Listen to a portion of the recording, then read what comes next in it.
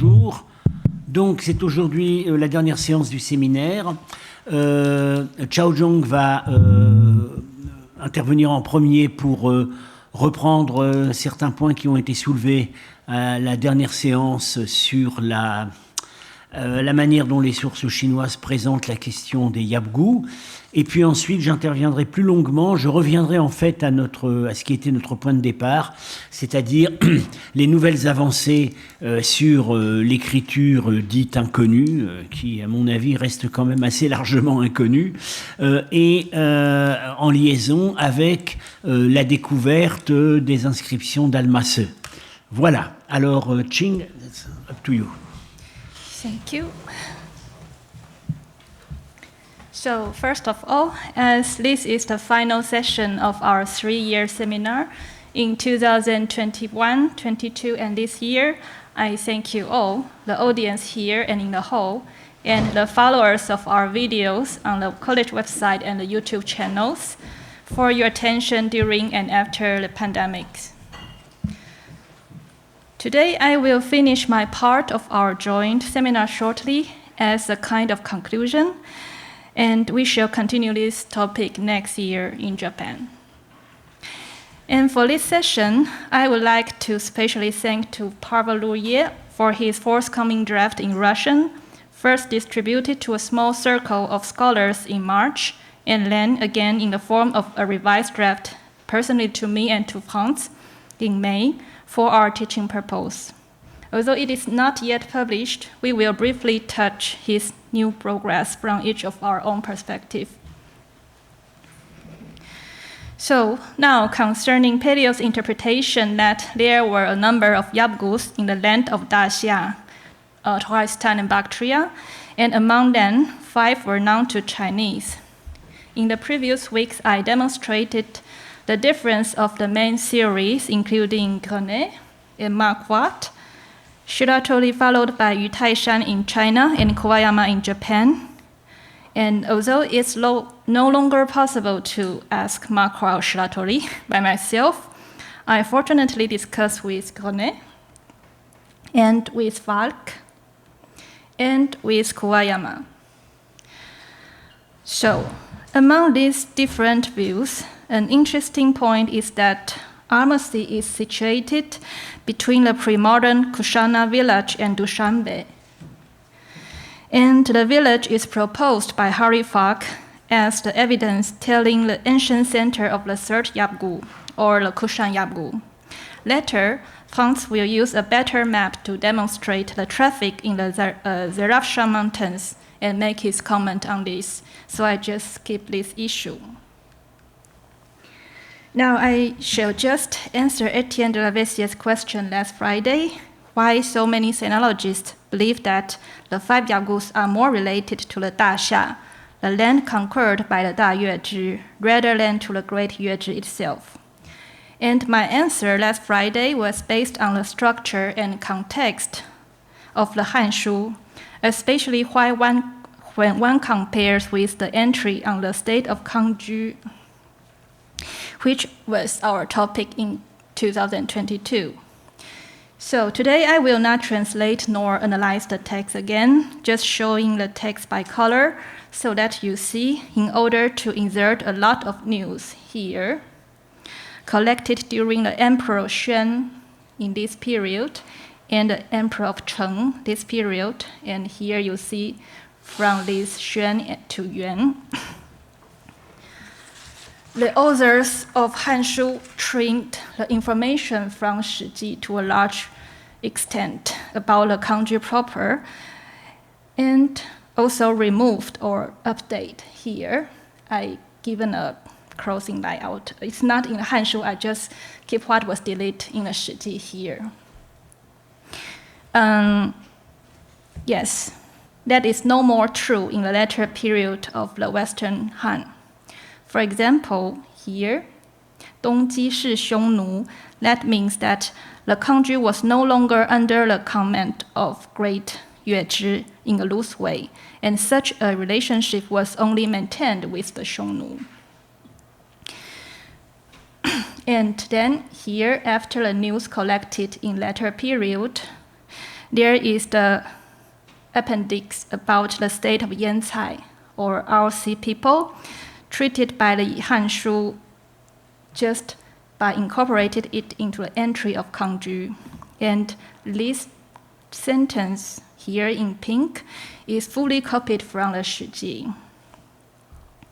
And then finally, it comes a paragraph not seen in the Shiji at all about the 5 lesser kings, Xiao Wang, here, that we know at least the first, this one, Su Xie Wang, can be identified with the Sogdian polity or perhaps even Samarkand. And at the end, the sentence is Fan Wu Wang Shu Kangju. All these 5 kings are under the command or dependencies of the Kangju. So, in this entry, as in the entry of Yuezhi and other foreign states around the Han Empire, it is essential to describe their military and political affiliation so that Chinese rulers and military officers would know how to assemble or dispatch their forces in the most effective way. So here you see the beginning, 部署都护, they do not obey the order of the Chinese protector general. And here, then, they define what is the affiliation about the 5 kings. So here you see Shu and this Shu. It just corresponds to each other. And this is also happen here again, 部署都护, they don't obey the general. And here again, they define what is the affiliation of the 5 Yagu. So it's the same structure. Now, if we just look into the paragraph of the dependencies, then the parallelism between the 5 Yabgus and the 5 lesser kings are even more evident. They are described in the order of their titles and the name of their capital towns and the distance from the protector general and from the Sunny Gate, etc. So a brief comparison can be like this. Is that okay? And so we can return to this slide when you have further question. Now, the problem is here. Thierry commented that c'est-à-dire que le Yuezhi et le chef du Daxia reçurent ensemble Zhang Qian here. So he identified this Han envoy with Zhang Qian directly. But scholars have different opinion. It could be Zhang Qian or the envoy's later than Zhang Qian. And I won't go into the details, but we know that if you remember this slide we showed 2 years before, scholar debates on what is the journey of departure of Zhang Qian during his first mission from the Xiongnu, from the Mongolia, catched and somehow moved to Mongolia and then to Bactria. And every scholars have different view, but it is clear that he returned to China by the southern road, because these Khotan, Yutian, and Yumi were indeed mentioned in Shiji. So, in principle, most scholars believe that Zhang Qian returned to China somehow along the southern road, and most probably along the Wahan corridor. So it explains why Marquardt and Shiratori always try to somehow place the 5 Yabgus, most or a part of them, around the Wahan corridor.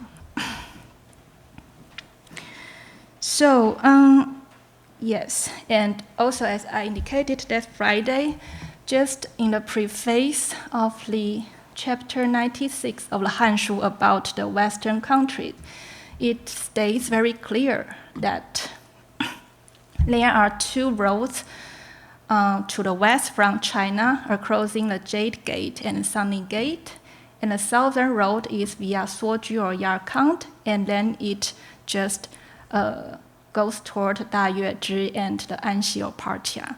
So scholars mainly believe that the major road from China to Turkestan or Bactria was via Yarkand, and then most likely the Wahan corridor.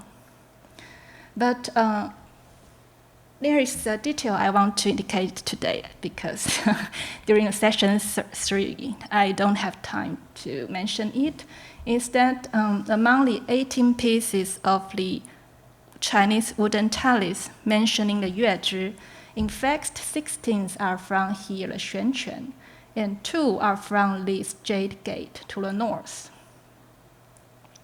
Right, sorry. So the 18 pieces from the Zhang Defang's new paper. So actually 2 are from this more northern gate of Yumen. So that means that maybe somehow some of Yuezhi envoys or the Han envoys to the Yuezhi choose the northern road.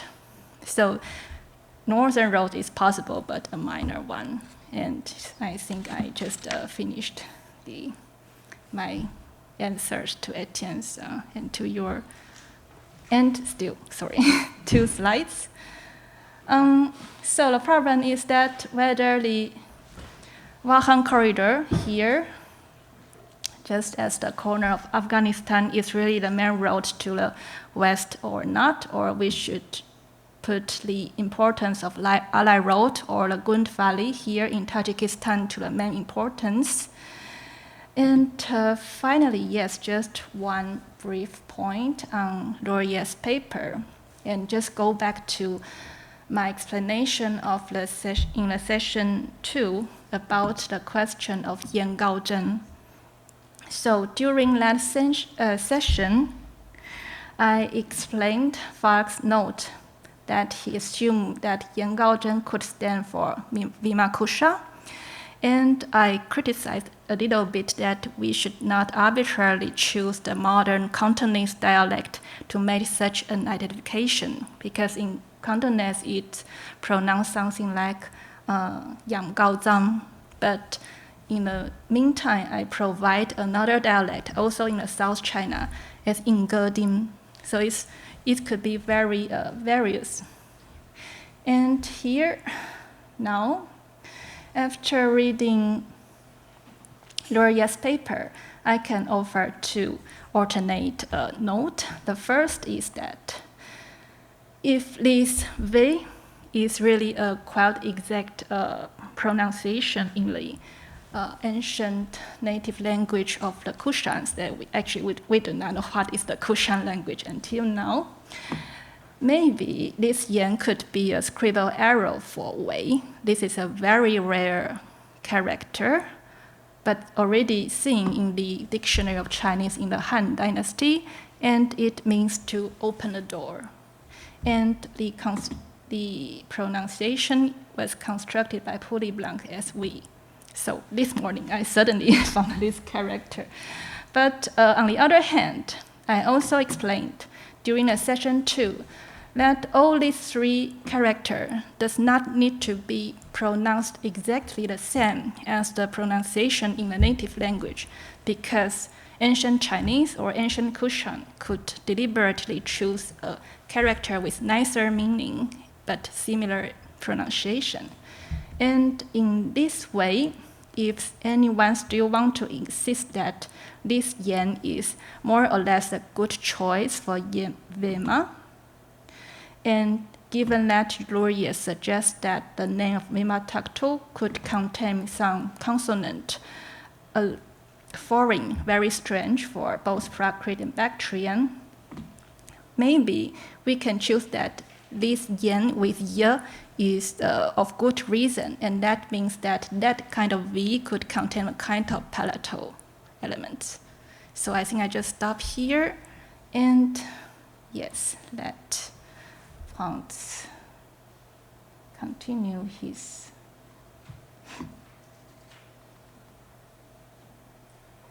Yeah, it's your turn. Okay.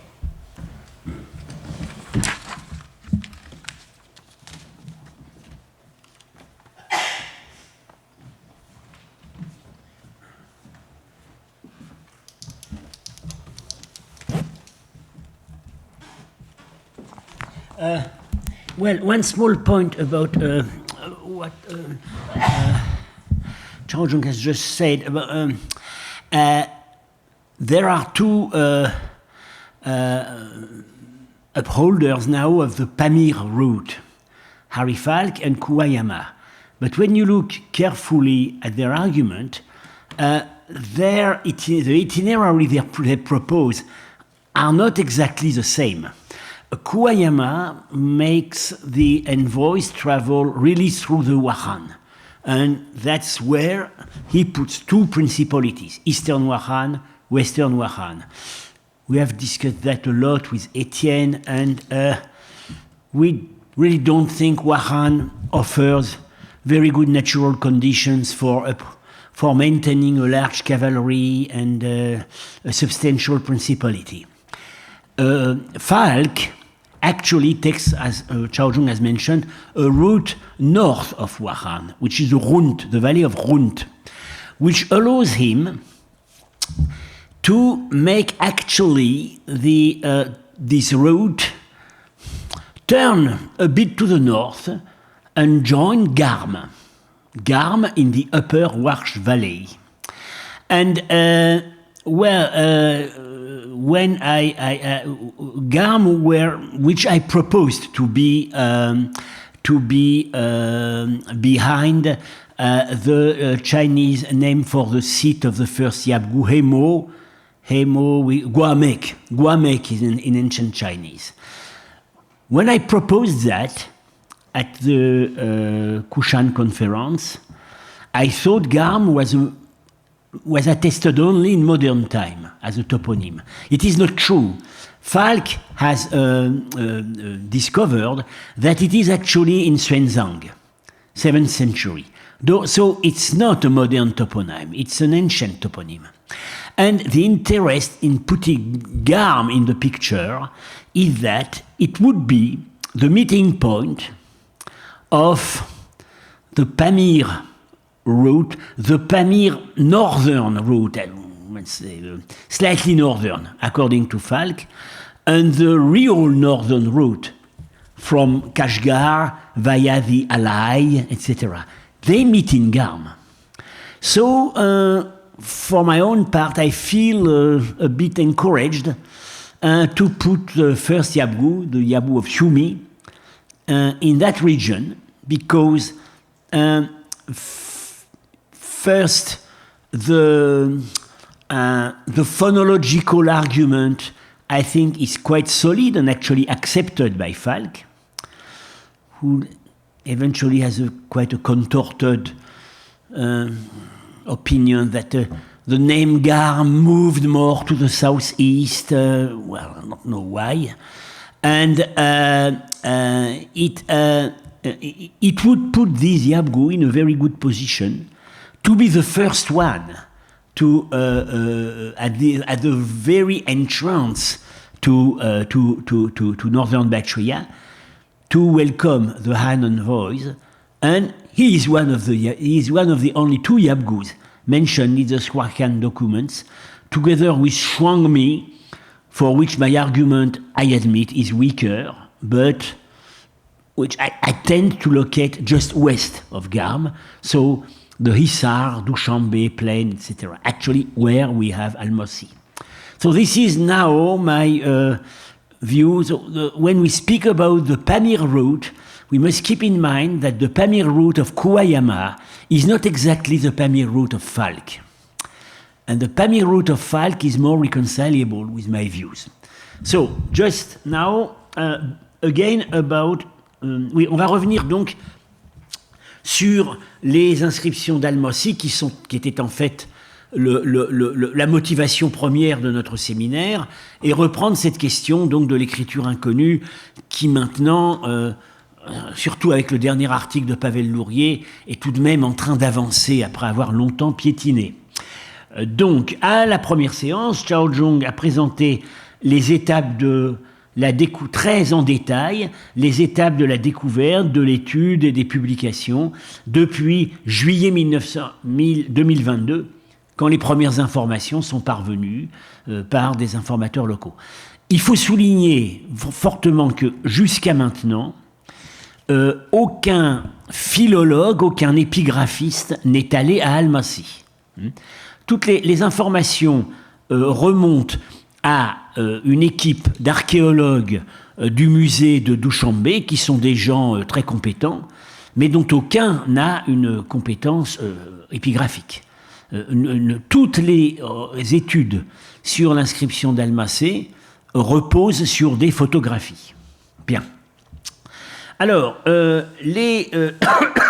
ces informations présentées par Chao Zhong et la tentative aujourd'hui la plus poussée de déchiffrement de l'écriture inconnue, la plus poussée, je dirais la plus solide, parce que la tentative de l'équipe de Cologne est également assez poussée, mais semble-t-il à des points de faiblesse. C'est rassemblé dans l'article de Pavel Lourier, qui nous a très gentiment autorisé à citer, qui devrait paraître cette année dans la revue Viestnik Drevnej Historii. Alors, quelques rappels sur le site, à envisager en parallèle avec Dashti Naour. Alors, comme je l'ai dit, où est ma flèche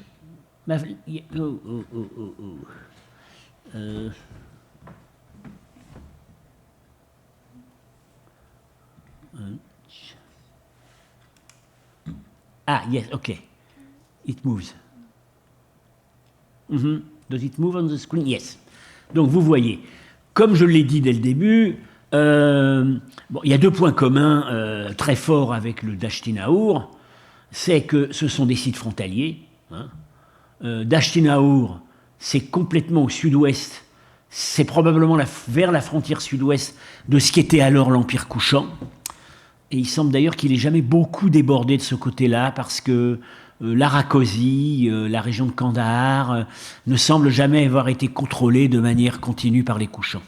Et puis au nord, donc, on est sur une barrière montagneuse qui est la frontière avec ce qu'étaient alors les régions contrôlées par le Kankyu, les régions appartenant à la Sogdiane, comme il a été dit. Cet argument, finalement, Chao Zhong a retrouvé le site de Kushana mentionné par Falk. Il est bien dans la vallée du Zérafchan. Ça ne veut pas dire que c'est au pied de la route du Yabgou-Kushan. Ça peut tout simplement vouloir dire que c'est au pied de la route qui menait à l'Empire Kushan plus tard. Bien. Alors, deuxième point commun, évidemment, très très fort entre Almasi et Dashti Naour, c'est la présence de Vima Takhtou. Bien. Troisième point commun, ce sont des inscriptions multilingues. Almasi, donc, très bref texte en bactrien, assez maladroit, et texte beaucoup plus long, plusieurs textes beaucoup plus longs en écriture inconnue, ce qui laisse penser tout de même que l'écriture inconnue avait déjà un passé plus ancien. Dashti Naour, trois langues, trois écritures. Le bactrien transcrit en caractère grec, avec une inscription plus longue. Oui, alors voilà, Dashti Naour, vous voyez, deux textes en bactrien, dont un illisible, deux textes, ici c'est Éthéotocarien, c'est l'écriture inconnue, et un texte en Gandhari, c'est-à-dire qui transcrit en écriture kharoshti, transcrivant le Prakrit du Nord-Ouest, qui est le Gandhari, dont on sait maintenant. Évidemment, ni Almasi, Almasi et Dashti Naour sont des multilingues, mais ça ne veut pas dire que c'est des bilingues. Même pour le Dashti Naour, il est assez douteux que les brèves versions bactriennes 1 et 2, les très longues versions en écriture inconnue 3 et 4, et l'unique version Gandhari soient le même texte, même si ça en contient probablement des éléments en commun. Alors, voilà donc l'inscription Dashti Naour 1, donc telle qu'elle était dessinée par Fussman, et telle que Sims Williams en a redessiné le début. Il n'est pas allé sur place, l'inscription est pratiquement détruite aujourd'hui, mais évidemment, la contribution essentielle de Sims Williams, c'est que là où Fussman ne lisait pas Takhtou et s'est refusé à lire Takhtou jusqu'à la fin, Sims Williams le lit. Et maintenant, avec la découverte d'Almasi, la question est réglée. Bien. Alors, que nous dit, je rappelle ce que dit cette version. donc dans une nouvelle traduction proposée par l'équipe de Cologne, Halfmann, Bonnemann, oui, je cite toujours comme Bonnemann, bon, c'est Halfmann, Bonnemann, etc. Avec des corrections que m'a envoyé Sims Williams.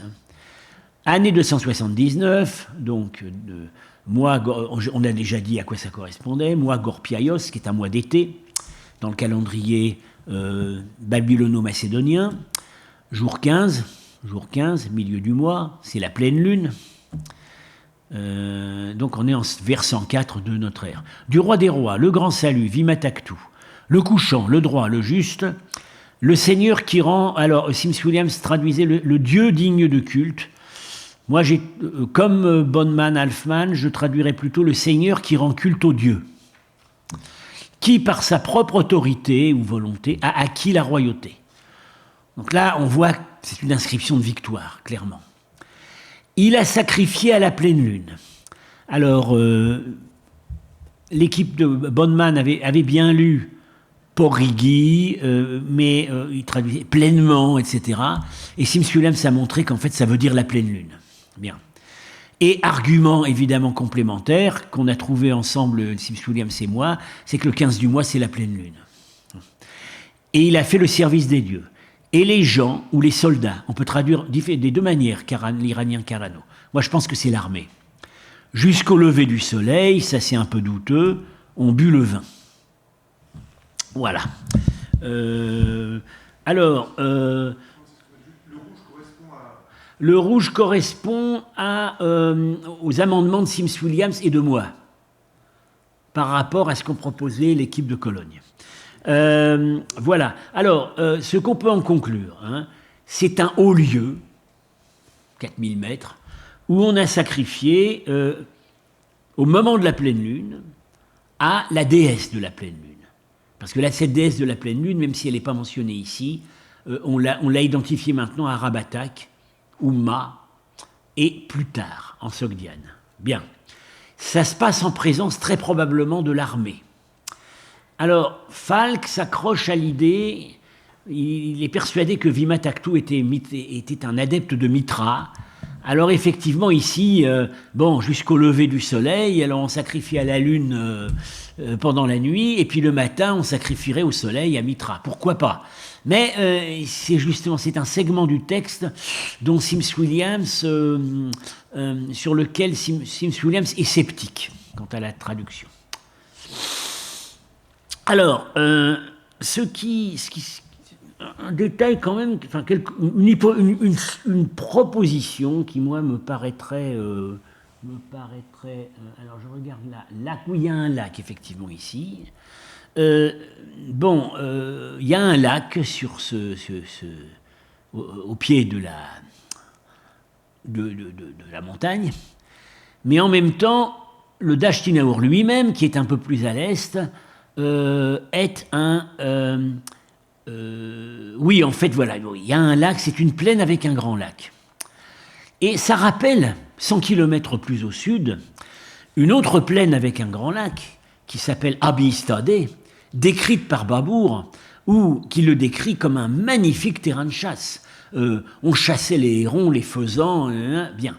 Et j'aurais tendance à penser que... un grand rassemblement militaire, ça va toujours avec des chasses. Et que ça pourrait être une raison, outre l'emplacement frontalier, ça pourrait peut-être être une raison du choix du site. Ça aurait pu en fait être une zone de chasse. Bien. Alors, par ailleurs, ce qu'il faut donc tout de suite souligner, c'est que pour Almansi, j'y reviendrai, on a des indices d'une destination funéraire. On n'en a absolument aucune au Dashtinaour. On a signalé aucune tombe. Enfin, oui, il y a des tombes musulmanes, un lieu de pèlerinage musulman plus tardif. Rien dans l'inscription n'a été lu comme faisant une allusion à une destination funéraire. Donc, le parallèle entre les deux sites n'est vraiment pas complet. En plus, si le Dashtinaour est peut-être une zone de chasse, Almansi ne l'est certainement pas. Bien. Alors, retour à Almansi. voilà, ça se présente comme un grand quadrilatère de pierre, et dans cette partie-là, au sud-est, il y a un gros rocher, et c'est là qu'on a trouvé les inscriptions. Il n'y a pas eu d'exploration archéologique d'Al-Mossi, aucune fouille, rien. Ce qu'on sait par les informateurs locaux, c'est qu'il y avait des tombes où ils ont trouvé des squelettes. Il y avait une zone funéraire qui est indiquée ici. Et par ailleurs, d'après les dires des habitants du lieu, il y avait d'autres inscriptions, mais elles ont disparu. Bon. Déjà là, comme vous savez, l'inscription, la partie bactrienne de l'inscription a été détachée par quelqu'un qui sans doute voulait l'emmener et a été ramassée à 30 mètres en bas. Il semblerait qu'il y ait peut-être eu d'autres inscriptions. Donc s'il y a eu d'autres inscriptions, il y a peut-être eu d'autres souverains couchants qui étaient enterrés là. Bien. Alors, il faut maintenant prêter un peu plus d'attention au contexte micro-régional. Voilà Al-Mossi. Oui. Voilà, j'ai pu le situer. Ça, c'est une carte très très précise. C'est les cartes de l'US Air Force. Alors, vous voyez la plaine du Zérafchan ici. Le site de Kouchana doit être par là. Bon. Voilà Al-Mossi. Alors, on a l'impression, voilà, Douchambé, Issar, on a l'impression que c'est un cul-de-sac. Ça ne l'est pas vraiment. Parce que, à 25 km à l'est, ici, on passe la route de la haute vallée du Warzob avec le col d'Anzob, qui est le col principal qui mettait en communication la Bactriane du Nord et la Sogdiane. Il n'y a pas d'autre col, pratiquement pas d'autre col, jusqu'à beaucoup plus au sud-ouest, les fameuses portes de fer, dont on voit la route ici. Donc on est... Et pour aller d'Al-Mossi à la route du Varzob, franchement, ça ne devait pas être si difficile que ça. Je vois là un petit seuil montagnard, mais qui n'est pas très élevé, des petites vallées. C'était évidemment en communication. Bien. Alors, autre détail qu'on ne signale pas, c'est que plus au sud, à peu près 40 km au sud, se trouve la plus grande nécropole, nomade entre guillemets, fouillée dans le nord de la Bactriane. C'est Tuprona, qui est près du site ancien de Hissar. On a fouillé environ 180 tombes. Il y en avait beaucoup plus. Voilà, ce sont des tombes en schiste ou en pleine terre, qui ont une orientation assez homogène, vers le nord, la tête vers le nord. Alors on dit parfois dans ces cimetières nomades, la tête vers le nord, ça indiquerait là d'où il venait. Bien. Voilà. C'est daté par des monnaies. On a trouvé une grande quantité d'oboles, d'imitations d'oboles de Cratide, donc frappées entre la fin du IIe siècle avant et le début du premier après. Et comme je l'ai dit, moi je suis tenté de supposer que ces monnaies étaient frappées non pas par les Yabgous, mais par les petites principautés, les petits pouvoirs locaux bactriens qui subsistaient et qui se livraient au commerce, ce pourquoi ils avaient besoin de petites monnaies. Les nomades, c'est pas la petite monnaie qui les intéresse, c'est les grosses pièces. Voilà. Donc, il y a des imitations de Cratide, quelques Héraios, mais ça va pas au-delà.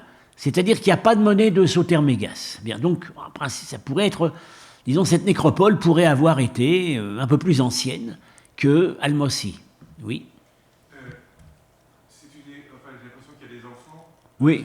C'est vraiment une nécropole, femmes, hommes. Ah oui. Il y a des armes. Il y a des armes. Oui, il y a des armes, mais pas partout. C'est-à-dire, les fouilleurs eux-mêmes disent ça n'était pas qu'une population de guerriers. Et par ailleurs, ils vivaient un peu en symbiose avec des sédentaires à qui ils empruntaient leur céramique. Il y a quand même un fossile directeur, c'est la céramique dite à pied douche, qui n'existe pas à l'époque grecque, qui n'apparaît vraiment qu'avec les invasions Saka.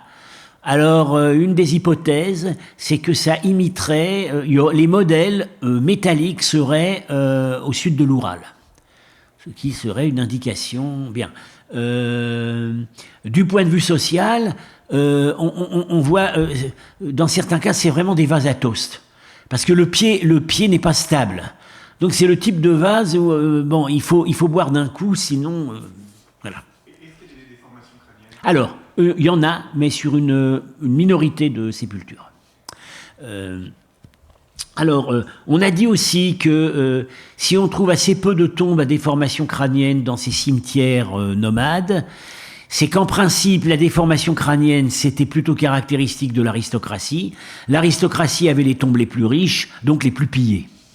C'est une hypothèse possible. Alors bon, je reviens dans le détail, il n'y a pas d'études anthropologiques de cette nécropole. Bon, d'après le matériel, on voit quand même que c'est pas une population complètement homogène. Voilà. Alors, par ailleurs, ce qu'il faut aussi signaler, pour replacer Al-Mossi dans son contexte, c'est qu'on est à 80 km seulement, c'est au nord-est de Khalchayan. Site dont j'ai parlé la dernière fois, c'est là, Khalchayan, près de Denao. Et là, ici. Et qui semble bien associé à la prise de pouvoir de Kujula Kadphises. Alors, dans mon schéma de localisation des Yabgou, on serait plutôt ici, mais je reconnais que ce n'est pas la partie la plus solide de mon système. On serait plutôt ici dans la principauté chez le Yabgou de Chouangmi. Bien, voilà, que je situe par là. Et peut-être qu'il allait jusqu'à Khalchayan. Donc, alors, objection, que c'est pas le Yabgou couchant. Alors, que vient faire la tombe de Vimataktu et les reliefs de victoire de Kujula Kadphises dans une zone qui n'appartenait pas originellement à la famille Kushan. Oui, mais on est après l'unification, ou du moins après le début du processus d'unification. Il est évident qu'au moment où Kujula Kadphises s'impose, même s'il n'a pas fini de soumettre les Yabgou, il n'est plus uniquement le Yabgou de la zone dite Kushan. Alors. Pour Khalchayan, c'est une propriété noble ou c'est vraiment un grand palais? C'est un monument public. Enfin, alors, on discute. Bon, est-ce un sanctuaire? Est-ce un pavillon d'audience? Il y a les deux possibilités. Mais il est évident que ça n'est pas un monument privé. D'ailleurs, je crois qu'il n'y a pas véritablement de zone d'habitation. Il y en a, mais à côté. Hein. Le monument de Khalchayan est un monument commémoratif. Qu'il ait été un sanctuaire ou pas. Alors, toujours sur Al-Mossi. La seule chose que semble nous dire la version bactrienne de l'inscription, c'est le nom du roi, hein, Shaonano Shao Vimataktu, et un mot, ceci est le Elohao. Bon, après, on construirait. Il n'y a pas de lacune après, hein, l'inscription est à peu près complète. Ceci est le Elohao de Vimataktu. Alors, la seule l'hypothèse la plus intéressante qui a été faite sur ce mot, et elle est soutenue par Sims Williams, c'est que ce serait à rapprocher du sanskrit Eluka, ouais, très proche, hein, qui est un mot rare, probablement pas d'origine sanskrite, parce qu'il n'y a pas d'étymologie indo-iranienne connue, et dans les contextes où c'est employé, ça peut désigner une construction en pierre pour des restes humains, que ces restes humains... Mais alors, dans certains cas, c'est associé à des reliquaires, bon, donc c'est des restes humains qui sont dans des vases, mais il y a vraiment une connotation funéraire. Bon. Donc, c'est quand même très tentant. Bien. Alors, venons-en maintenant au corpus, l'écriture inconnue. Où est-ce qu'on en est aujourd'hui ?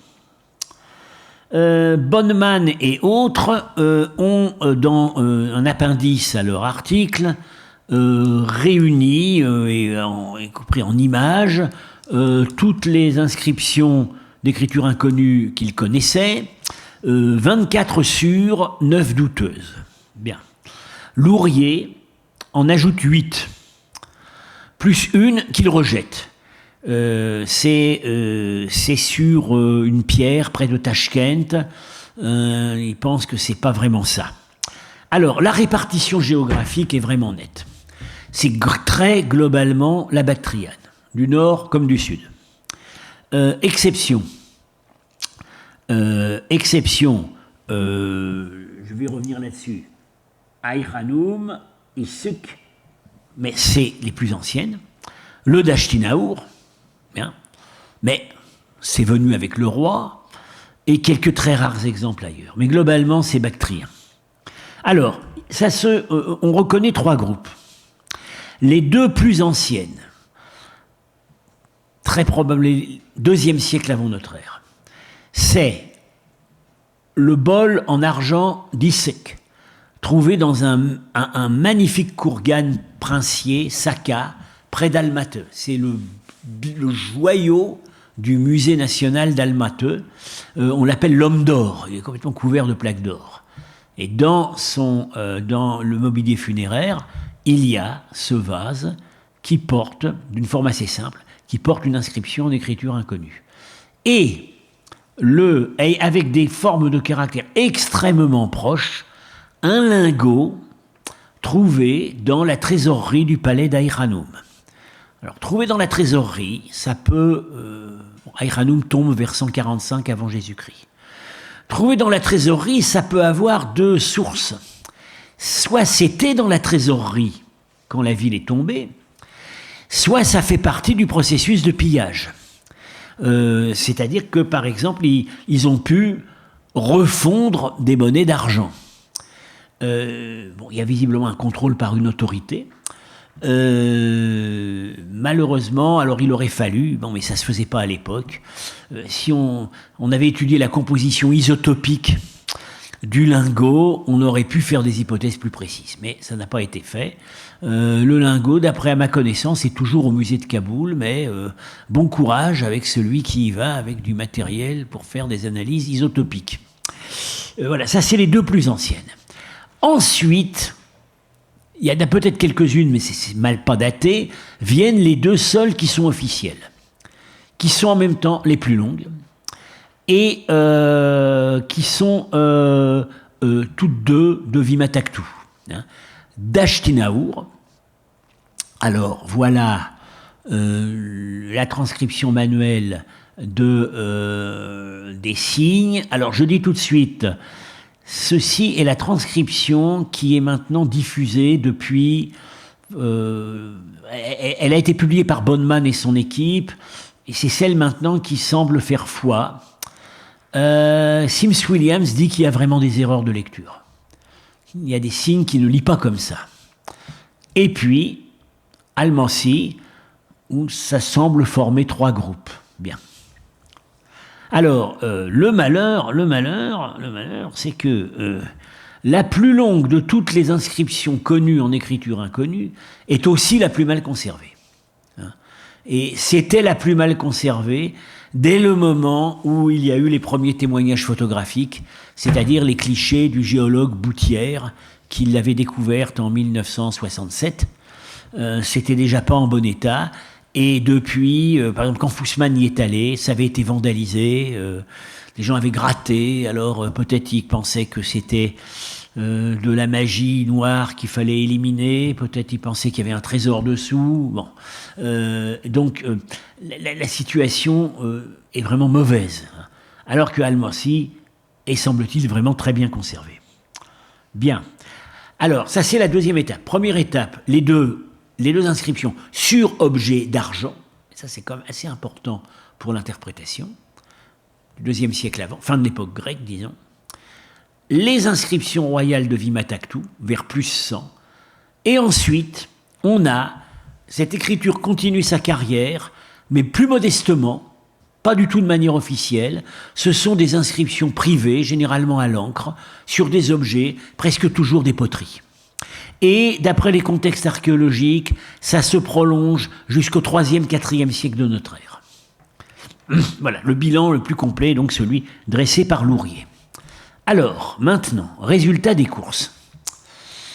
Lourier distingue 27 signes. En fait, il y en a certainement plus, mais le nombre total est incertain parce qu'il y a très probablement des doublés. Certains signes peuvent être des ductus différents du même. Bien. Alors, dans ces 27 signes, il considère que 18 sont déchiffrés, dont 3 hypothétiquement. Déchiffrés grâce à quoi? Grâce au parallèle avec... Voilà la valeur phonétique qu'il leur attribue. Ça, c'est Lourier. Hein. C'est Bonnemann et autres n'ont pas le même système et Falk n'a pas le même système. Mais Lourier est certainement le plus argumenté aujourd'hui. Alors, c'est déchiffré d'après les similitudes avec l'araméen et les similitudes avec la kharoshti. La kharoshti étant elle-même un dérivé de l'araméen. Mais dans certains cas, la plupart des cas, les signes de l'écriture inconnue se rapprochent plus de l'araméen transformé en kharoshti que de l'araméen lui-même. Bon, là, il met les runes turques. Bon, je vais pas insister là-dessus, c'est un gros problème. Il semblerait que l'écriture inconnue ait quelque peu contribué à la création du système des runes turques, mais qui est beaucoup plus tardif, hein, qui est du 7e siècle. Là, Lourier en parle, mais je vais pas revenir sur cette question. Alors, donc, on a 18 signes déchiffrés, dont 3 hypothétiquement. 18 signes, ça ne correspond pas au nombre des signes qu'on a dans ce type d'alphabet où il y en a plus, que ce soit en kharoshti, en araméen. Ce qu'on constate, par exemple, c'est que on n'a encore identifié ni le F ni le P. Ils existaient. Dans une langue iranienne, il y a le F et il y a le P. Bon. Et par ailleurs, Lourier considère qu'aujourd'hui, on lit une douzaine de mots. Je dis bien une douzaine de mots. Donc, évidemment, le code n'est pas cassé.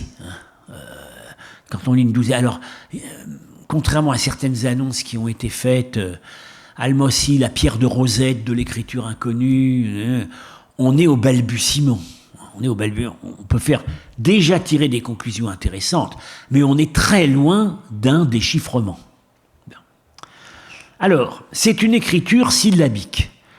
Ça, Fussman l'avait tout de suite vu, parce que, il y a des diacritiques qui indiquent la vocalisation. Sur ce tableau de Lourier, donc, il donne les signes bruts, sans les diacritiques. Hein. C'est une écriture syllabique, comme la kharoshti. Donc, pas comme l'araméen et ses dérivés, proches, qui sont des écritures consonantiques, et où on ne note les voyelles que par leur valeur consonantique. C'est pas non plus une écriture alphabétique, comme l'écriture grecque. Bien. Elle se lit de droite à gauche. Ça aussi, Fussman l'avait tout de suite vu. Alors, il n'y a pas d'idéogramme, c'est-à-dire des mots encore écrits en araméen, mais qui devaient se lire dans les langues iraniennes. Les idéogrammes sont la caractéristique de toutes les langues de toutes les transcriptions de langues iraniennes dérivées de l'araméen, sauf la kharoshti et sauf l'écriture inconnue. Il n'y a pas d'idéogramme. Les idéogrammes, on les repère tout de suite. Quand on lit un texte Pélévi ou Parthe, les premiers mots qu'on comprend, c'est les idéogrammes. Parce que ce sont des mots fréquents en graphie araméen. On les reconnaît tout de suite. Bien. Observation intéressante de Lourier, quand on étudie les diacritiques, il y a... alors je dis tout de suite, les diacritiques sont, contrairement à la kharoshti, qui met les diacritiques sous la lettre, juste dessous. Dans le cas de l'écriture inconnue, le diacritique est mis en bas à gauche. Alors voilà, on voit, vous voyez ici, voilà un diacritique avec la petite, voilà, ces deux petites barres. Voilà, ici, ce petit signe, ça c'est les diacritiques, qui indiquent la vocalisation. Peu de voyelles sont vocalisées, il n'y a pas beaucoup de diacritiques, ça c'est surprenant. Il semblerait que peu de voyelles aient été vocalisées. Par exemple, I et OU sont confondus. Alors que, voilà, ça pose un problème. Normalement, en bactrien, transcrit en grec, ils ne sont pas confondus. Bien. A, en fait, A long et A bref, correspondent à la vocalisation 0. Il n'y a pas de aleph qui indique... Alors... Bon, maintenant, que peut-on dire de l'appartenance linguistique? Alors, en gros, voilà, il y a trois écoles. Hein. Il y a ceux qui pensent encore, comme moi je l'ai pensé longtemps, que c'était la langue des Yuechi et des Saka. Aujourd'hui, cette position est défendue par l'équipe de Cologne, Bonnemann, et un peu par Cribb. Bien. Il y a ceux qui pensent que c'est du bactrien, ça c'est Falk, uniquement. Lourier, lui, il dit que c'est pas vraiment du bactrien, c'est un dialecte du bactrien, et c'est un dialecte différent de celui qui a été noté en caractère grec. Alors peut-être on pourrait dire, dans ce cas-là, le bactrien noté en caractère grec, c'était peut-être le bactrien de Bactre, et puis le bactrien de l'écriture inconnue serait bactrien d'une autre région. Je vais revenir là-dessus. Alors, j'ai longtemps vraiment défendu l'idée que c'était la langue des Yuechi, des Saka, en partant de ce présupposé que, par exemple, au Dashtinaour, ou même à Almasy, pourquoi avoir utilisé deux écritures pour la même langue? Bien. Je dois dire que les contre-arguments de Lourier sont vraiment très forts. L'écriture inconnue, clairement, a été mise au point sur un fond d'écriture araméenne dont elle a conservé quelques signes. Mais surtout, elle n'a pas pu être inventée indépendamment de la Kharoshthi. Et la Kharoshthi, elle apparaît au milieu du IIIe siècle avant Jésus-Christ, avec les édits de l'empereur indien Asoka. Avec la Kharoshthi, elle partage la plupart des signes, voilà c'est ici la Kharoshthi, elle partage la plupart des signes, et par ailleurs l'usage des diacritiques. Alors vous voyez des cas où très nettement, assez nettement, voilà ici par exemple le N, c'est le N de la Kharoshthi, c'est pas tout à fait vraiment le N, oui, il y a un N de l'araméen qui ressemble, oui. Il y a vraiment des cas où c'est plus proche de la Kharoshthi.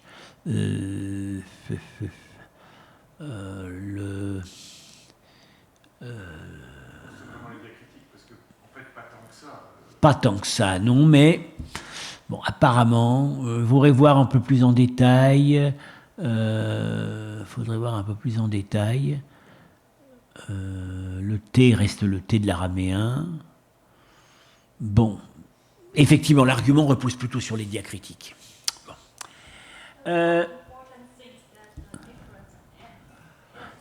N. M.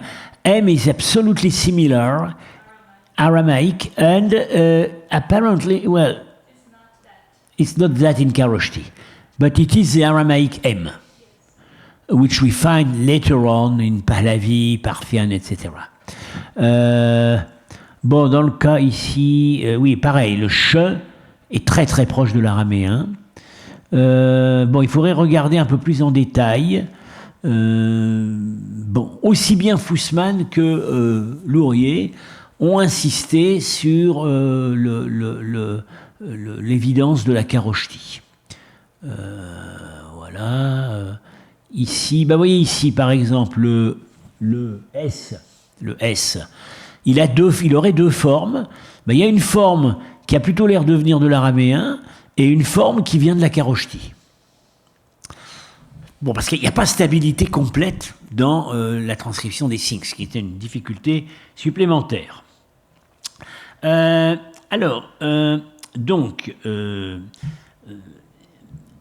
scénario, bon, un fond araméen et une connaissance de ce qui était en train de se mettre au point au Gandhara, avec la kharoshti, est vraiment très très difficile à concilier avec l'idée que cette langue aurait d'abord été mise au point pour des envahisseurs du Nord, Saka et Yuechi.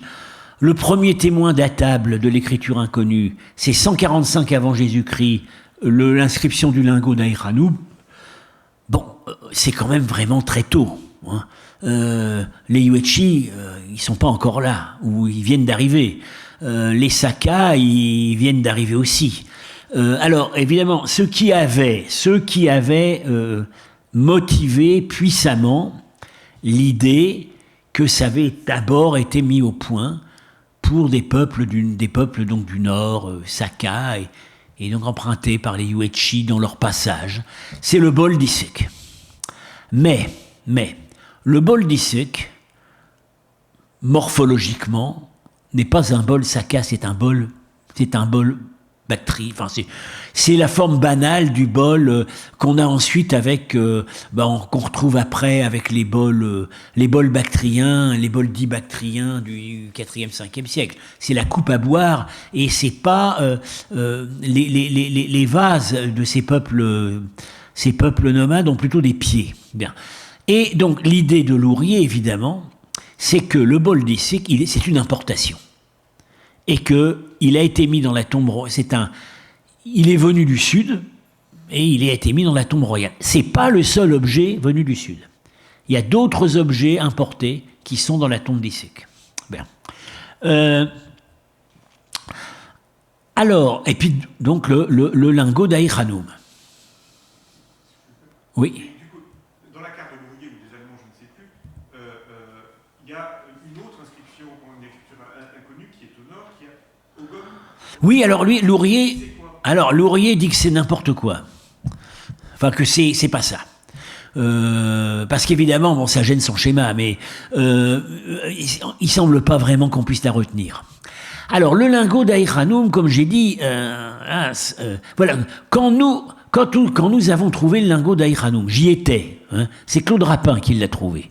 C'était en 1977. On a trouvé ça en même temps que l'inscription dans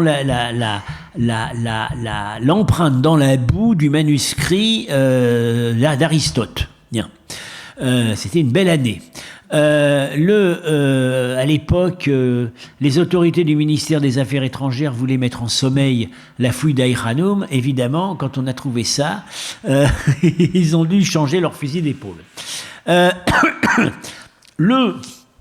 Comme j'ai dit, alors, nous, on a considéré que dans un raisonnement, le trajet le plus rapide entre deux points, c'est la ligne droite. Donc, quand on s'est aperçu, je me rappelle encore Paul Bernard poussant des cris, il a dit, mais il faudrait aller voir la transcription de l'inscription du bol d'Issek. Quand il a vu ça, il a poussé un cri, parce que c'était la même chose que ce qu'on venait de trouver à la trésorerie d'Aïranoum. Donc, le schéma qu'on s'est fait, c'est qu'à l'époque, personne ne contestait que le bol d'Issek appartenait à la culture où il avait été trouvé. On dit, bon ben voilà, ce sont les Saka qui sont arrivés du nord et qui sont descendus vers le sud.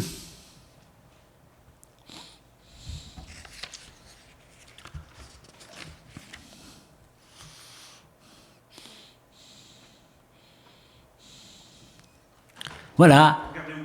Oui. Ah, c'est vraiment du gribouillage. Hein. Il y a deux lignes. Bon. Alors, Lourier a toute une argumentation sur Ougam pour dire que c'est pas...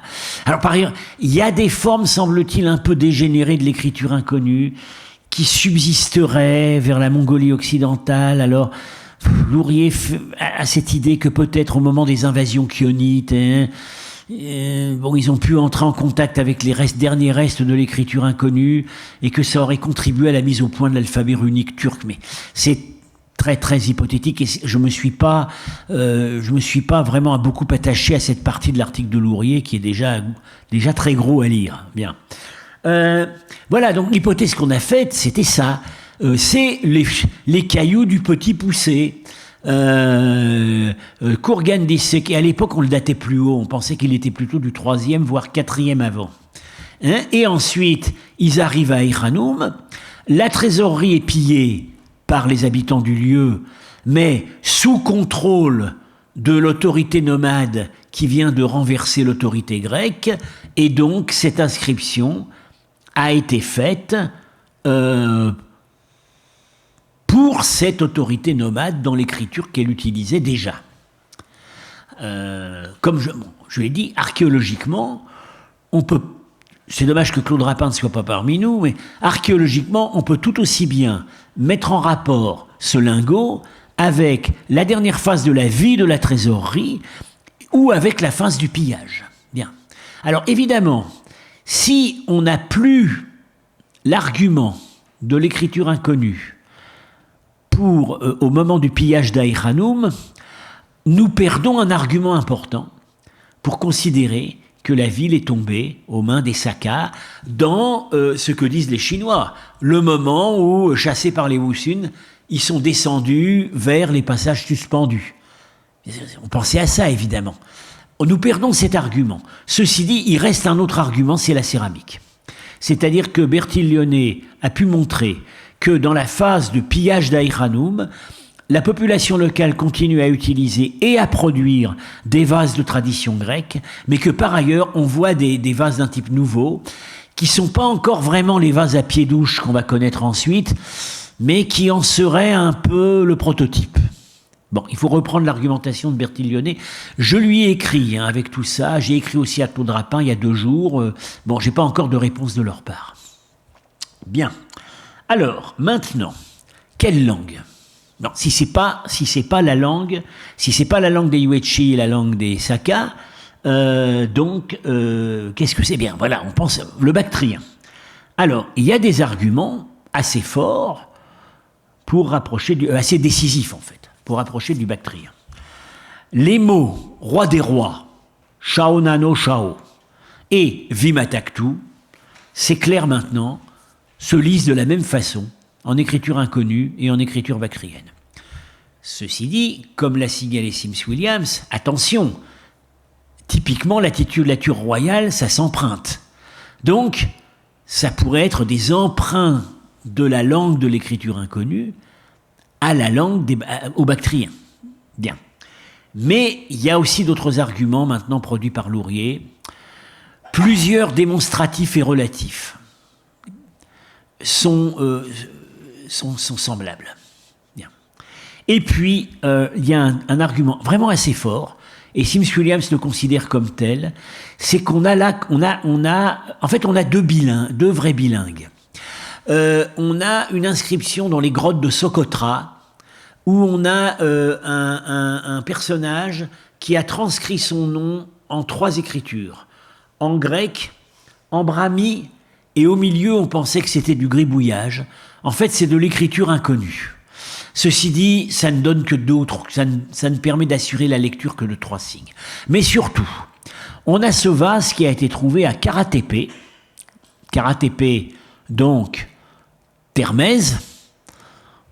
Là où je cite Termèse, où je situe le 5e Yabgou.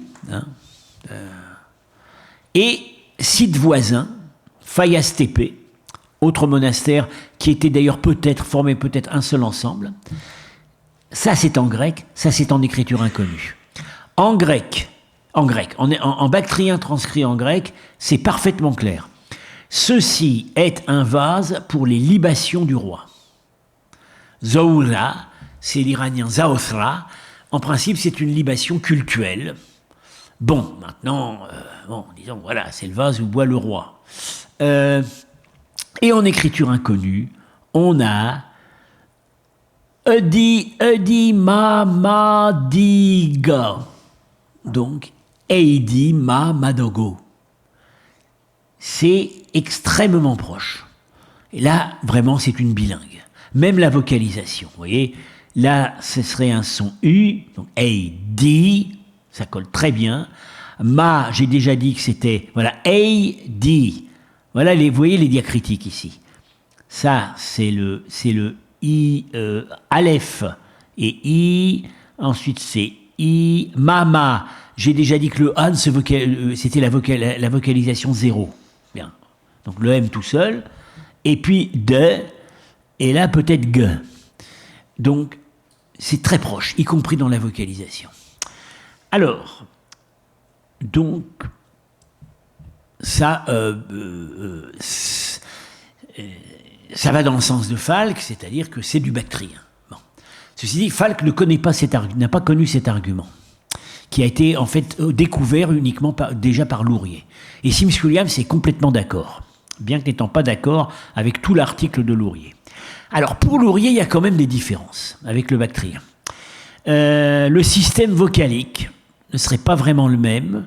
Le système vocalique, j'ai déjà dit, il n'y a pas beaucoup de diacritiques pour les voyelles. Alors lui, il voit pas là-dedans une insuffisance du système, il voit une évolution de la langue. C'est-à-dire que la langue, le dialecte bactrien transcrit par l'écriture inconnue aurait été en fait plus évolué que le bactrien standard transcrit en écriture grecque.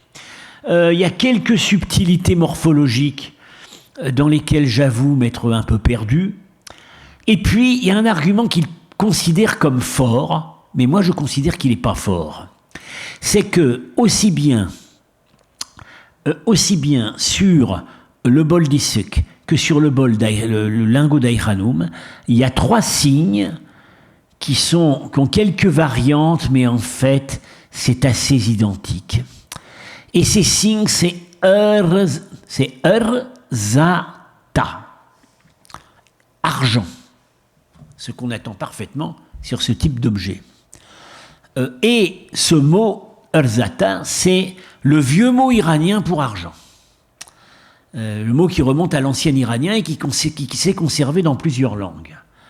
Problème, c'est que dans le bactrien plus tardif qu'on a, le mot pour argent, c'est simo, qui est le grec asémos, qui veut dire le métal qui n'est pas travaillé. Bien. Voilà, ça se retrouve en Pélévi, asem. Et pour Lourier, c'est le signe d'une différence dialectale, ils n'ont pas le même mot pour argent. Ben, moi, je ne suis pas convaincu, parce qu'on pourrait très bien considérer que au IIe siècle avant notre ère, moment de date du bol d'Issuk et du lingot d'Aïranoum, le vieux mot iranien n'a pas encore été remplacé par cet emprunt grec. Donc je ne pense pas que l'argument soit vraiment solide. Alors, ce qui nous montre bien quand même à quel point on est encore au seuil du déchiffrement, c'est que, ça c'est Lourier qui l'a bien montré, dans les deux cas, on a la mention du métal. Qu'est-ce qu'on attend? Le poids. On n'arrive pas à le lire. Et pourquoi est-ce qu'on n'arrive pas à le lire? On ne connaît pas la valeur numérique des lettres. Donc, là, on n'a pas la clé. Et puis, par ailleurs, au Dashtinaour, ça c'est quand même très très embêtant, malgré une tentative qu'avait faite Fussman, on n'arrive pas à lire la date. Or, la date, elle est dans la version, bactrienne transcrite en lettres grecques. Moa Gorpiaios, 15e du mois. Elle est forcément quelque part dans la version en écriture inconnue. On ne l'a pas. On ne l'a pas parce que, encore une fois, on ne connaît pas la valeur numérique des lettres. Bien. Donc, je dirais, on tourne autour du bactrien. La question de l'appartenance dialectale doit rester ouverte pour le moment. Alors, d'où a pu venir l'initiative d'inventer cette écriture qui est quand même un bricolage, hein, ben. Bon, un système consonantique un peu faible, un système de transcription consonantique un peu insuffisant, des lettres pas très élégantes. Bien. Alors, on pourrait penser Lourier pense que cette écriture s'est mise au point à l'est de la Bactriane, dans le milieu des gens qui travaillaient les mines d'argent. Parce que les premières inscriptions sont sur des objets en argent. Et en plus, alors les traits dialectaux qu'il croit reconnaître, notamment l'évolution du système consonantique, mais là c'est un argument très faible, il le retrouve dans une petite langue du sud des Pamirs, qu'on appelle le Munji, qui est relativement proche du bactrien, oui, où les sons i et ou se sont confondus. Mais oui, mais le Munji, on le connaît depuis le 19e siècle, et là, on est au 2e avant. Il pense que donc ça se serait mis au point dans ce milieu. Bon, moi, je ne suis pas vraiment convaincu, surtout que, pour lui, le lingot d'Aïranoum a été inscrit par des métallurgistes des mines d'argent du Panchir. Bon, ce qui est logique de penser, c'est qu'il a été inscrit là où on l'a trouvé. Hein, que ça a été dans le contexte encore grec de la trésorerie ou dans le contexte du pillage. Alors moi, je me dis, ce qu'on peut penser, ça a été mis au point par des Bactriens à la fin de la période grecque, puisque les premiers témoins seraient du IIe siècle avant, des Bactriens qui étaient en contact avec le Gandhara, où on commençait à employer la karoshti. Et ces Bactriens étaient des gens qui auraient pu considérer que le grec, ça ne leur suffisait pas, qu'ils éprouvaient le besoin de noter de manière utilitariste dans leur langue et pas en grec. Alors, en poussant un petit peu les choses plus loin, je dirais, des Bactriens qui étaient dans les services de l'intendance des rois gréco-bactriens et qui auraient voyagé avec la cour au Gandhara, où l'armée et la cour gréco-bactrienne étaient tous les ans. À l'époque de Cratide, il est assez probable que tous les ans, l'armée partait en campagne en Inde, puisqu'ils ont atteint Bénarès. Bien. On sait qu'il y avait des Bactriens dans la trésorerie d'Aïranoum, puisque par leur nom, ils ont indiqué leur nom en grec. Le chef de la trésorerie est un grec, le personnel est bactrien. Donc, est-ce que ça n'aurait pas été eux ? Et ils auraient été initiés par des scribes locaux qui, constatant leur besoin de noter dans leur propre langue, leur auraient enseigné la manière dont ils avaient mis au point l'écriture karoshti. Du coup, l'acte de naissance, peut-on dire, ça pourrait être le lingot d'Aïranoum. Bien. Donc, comme on l'a vu, Lourier, lui, il raisonne en termes de voisinage, et pas dans les mêmes termes tout à fait que moi. Alors, je continue quelques réflexions personnelles. Pourquoi il y a quelque chose qui unit, en fait, le Gandhara, où on a mis au point la karoshti, et la Bactriane, où on a mis au point l'écriture inconnue. C'est que ce sont des régions où la domination grecque avait duré très longtemps. En Bactriane, les Grecs sont là pendant, on va dire, 200 ans. Ça commence avec Alexandre, vers 330, et ils sont chassés vers 130 avant. 200 ans. Au Gandhara, ils sont là au moins 150 ans. Reconquête du Gandhara par les Grecs vers 190, et les derniers rois grecs du Gandhara, c'est vers 40 avant notre ère. Donc ils sont là longtemps. Alors, c'était peut-être un temps suffisant pour désactiver l'ancienne chancellerie araméenne héritée de l'Empire achéménide. Alors que dans d'autres régions, cette chancellerie araméenne, elle a continué, puisque comprennent le fars, la partienne, la sogdiane, le choresme, la notation des langues nationales s'est faite avec une bonne écriture araméenne par des scribes qui visiblement étaient en continuité avec l'ancienne chancellerie achéménide. C'est une chancellerie qui avait été héritée et qui n'a jamais cessé. Mais justement, dans ces régions, toutes ces régions, les Grecs sont pas restés longtemps. En partiennent, on va dire 80 ans. En 250, ils s'émancipent. En Sogdiane, pareil. Nous, on situe la fin des Grecs à Samarcande vers 240. Ça nous met 80 ans à peu près. Bien. Au Choresme, les Grecs sont jamais venus. Donc, là, il y aurait, dans un cas, une situation politique qui aurait permis la continuité de chancellerie et des pratiques scribales araméennes, qui donc se seraient peu à peu métamorphosées, auraient évolué pour noter les langues locales. Dans le cas du Gandhara et de la Bactriane, rupture des pratiques de chancellerie, et quand on a besoin d'inventer en fait une notation pour les langues locales, on bricole en prenant des éléments évidemment de l'araméen et de la kharoshti, mais c'est pas la continuité.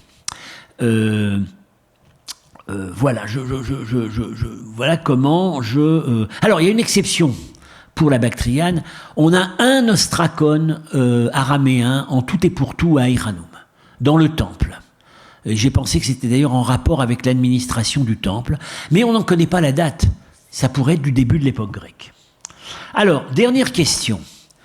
Pourquoi cette écriture n'a eu qu'une existence si courte dans l'usage officiel?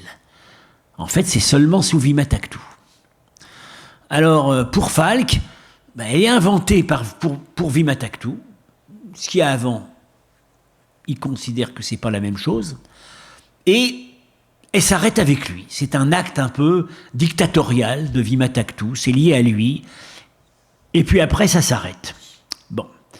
On voit que sous Vimataktu, elle coexiste déjà, aussi bien à Almasy et au Dashtidaour, avec l'écriture grecque notant le bactrien, mais on voit très bien que cette écriture inconnue, elle a déjà un certain passé derrière elle, alors que l'écriture grecque, elle commence tout juste à être employée. C'est extrêmement maladroit. Bon. Alors, pourquoi finalement, c'est l'écriture grecque qui l'a évincé? Alors, moi, je dirais d'abord, il faut bien reconnaître que cette écriture inconnue, elle est très moche. Alors, c'est vraiment très laid, bien. C'est pas l'écriture grecque qu'on a dans l'inscription de Surkotal et de Rabatak. Bien. Et puis, bon, je pense qu'elle se prête pas très bien à la gravure sur pierre. Alors que, pour des inscriptions officielles, l'écriture grecque, c'est quand même beaucoup mieux. Et il y avait peut-être aussi un prestige attaché à l'écriture grecque. Au moment des premiers couchants, on devait encore pouvoir voir en Bactriane beaucoup d'inscriptions, dans les temples notamment, que les Grecs avaient laissées. Et donc, il y avait un prestige. Alors, je sais bien, ça contredit un fait sur lequel Étienne a à nouveau attiré mon attention.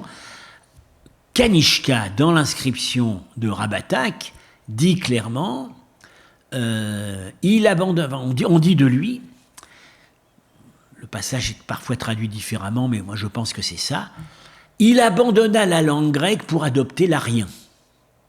Il abandonne la langue grecque pour passer à la langue locale. Oui, mais ça ne veut pas dire, c'est sûr, après Kanishka, il n'y a plus aucune inscription officielle en grec. Ça disparaît aussi des monnaies. Je signale au passage que l'écriture inconnue n'a jamais eu l'honneur de figurer sur les monnaies. Non. Donc, ça ne veut pas dire... Kanishka peut très bien en même temps proclamer que on adopte le bactrien, on arrête d'utiliser le grec dans l'usage officiel, mais être sensible à l'aspect pratique et esthétique et prestigieux de l'écriture grecque. De la même manière qu'il n'a pas rompu toute continuité, puisque l'ère qu'il a instituée pour son avènement, c'est l'ère grecque plus 300. Et il devait le savoir. Donc il n'y a pas véritablement rupture. Bon, par ailleurs, ça a été également souligné ô combien depuis la fouille de Surkotal. Quand on veut une architecture et une sculpture de prestige chez les couchants, on va chercher les gens qui savent encore travailler à la manière grecque. Bien. Mais en même temps, il y a cette proclamation d'adopter la langue locale. Voilà, c'est c'est l'état de mes réflexions. Bon, il faut penser que tout ça va progresser, mais malgré tout, si on trouve pas de nouvelles inscriptions, j'ai un petit peu peur que le dossier de l'écriture inconnue soit bloqué un certain temps, tout simplement, encore une fois, parce que l'état du témoin le plus long est quand même très très très mauvais. Alors, avec Chao Zhong hier, on est allé retrouver les photos de Boutière, les négatifs qui sont ici au Collège de France, qu'on va faire scanner en haute définition. Et puis maintenant, c'est avec les Photoshop et divers systèmes qu'on a. Alors il faudrait aussi retrouver les latex qu'avait pris Fussman, qui sont, alors, paraît-il, dans la bibliothèque de l'EFEO, mais je ne sais pas si on les a vraiment localisés. Parce qu'aujourd'hui, apparemment, il y a des systèmes d'infrarouge, d'ombrage, etc., qui permettent de voir beaucoup plus de choses qu'on en voyait avant. Bon, il faut aussi, évidemment, que des épigraphistes viennent à Almace. C'est 6 heures de marche, depuis le dernier point qu'on atteint en voiture. Inquiétude de Pavel Lourier, c'est que plusieurs morceaux de la version en écriture inconnue ont été détachés et emmenés à Douchambé, probablement pour qu'on puisse les étudier plus à l'aise, et peut-être par crainte d'un vandalisme local. Mais l'opération n'a pas pu se faire sans dégâts. Bien. Voilà, je termine ici, et donc j'appelle les questions et les remarques sur ce dossier ô combien brûlant.